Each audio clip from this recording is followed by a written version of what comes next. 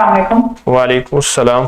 جی میں اپنے بچوں کے لیے پوچھنا چاہتی ہوں، وہ پڑھنے کا ان کو مطلب شوق نہیں ہے، بولنے سے بھی نہیں پڑھتے اور نماز تو پڑھتے ہیں، مگر میں کہتی ہوں تو نماز پڑھتے ہیں، مطلب خود سے نہیں پڑھتے نماز آپ اور یا تو پڑھنے میں دل نہیں لگتا ہے یا ذہن کمزور ہے۔ اچھا سنیے، ویسے پڑھنے کے معاملے میں نا کہ پڑھنے میں بچے کا دل نہیں لگتا، کھیلنے میں دل لگتا ہے، میں بھی ایسے تھا اور آپ بھی ایسی تھی اچھا جب بچے تھے۔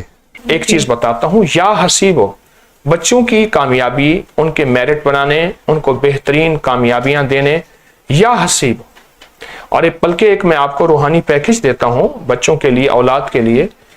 3300 دفعہ بچوں کے امتحان سے پہلے اور 3300 دفعہ امتحان کے بعد اور باقی عام دنوں میں ایک تسبیح ہر نماز کے بعد، یا حسیب، یا حسیب۔ بہت کمال چیز ہے، بہت بہترین چیز ہے، اور اس کو بہت توجہ سے کریں، بہت دھیان سے کریں، یا حسیبوں کو۔ جی ٹھیک ہے، میں وہ 2 تسبیح جو آپ مجھے بتا دی وہ آپ نے ہدیہ کیا تھا سب کو، وہ بھی میں پڑھ رہی ہوں۔ آپ نے اچھا کیا، حضرت عمر رضی اللہ تعالیٰ عنہ کو؟